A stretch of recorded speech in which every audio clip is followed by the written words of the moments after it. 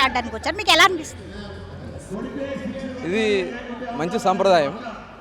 ఒక క్రీడా స్ఫూర్తిని ప్రజల్లో కల్పించడానికి ఈరోజు గతంలో కూడా అన్నగారు ఎన్టీ రామారావు గారు చేశారు.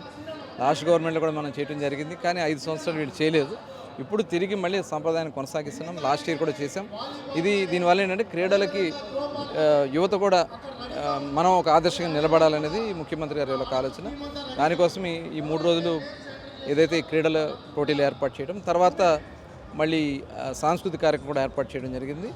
ఇది ఒక మంచి సంప్రదాయానికి శ్రీకారం చుడుతున్నాం. అటు శారీరక దారుఢ్యం అలాగే మానసిక దారుఢ్యానికి కూడా ఇది చాలా ఉపయోగపడుతుంది.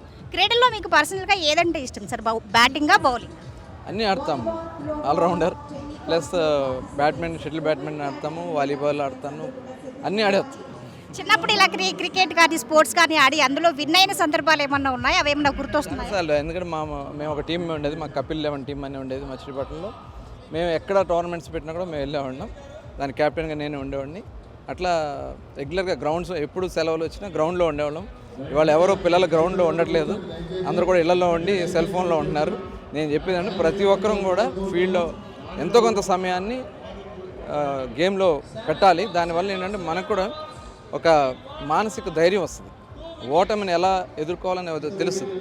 అలా కాకుండా ఒక్కసారే వెళ్ళి అక్కడ ఏదైనా అపజయం చెందితే దాంట్లో మానసికంగా చాలా ఇబ్బందులు పడుతున్నారు. కాబట్టి ఈ క్రీడలు అవసరం. ఈ విధంగా నేటి తరంలో ఉండే పిల్లలు కానీ యువత కానీ కొంచెం టైం దొరికితే చాలు సెల్ ఫోన్లు కంటుకుపోవడం ఇలాంటివి చేస్తున్నారు. కాబట్టి యువతలో మానసిక దృఢత్వం అదేవిధంగా శారీరక దృఢత్వం పెంపొందించాలంటే స్పోర్ట్స్ ఆడాలని చెబుతున్నారు మంత్రి కొల్లు రవీంద్ర. కెమెరా పర్సన్ శ్రావణ్తో ఉషా, ఏడీబీసీ న్యూస్.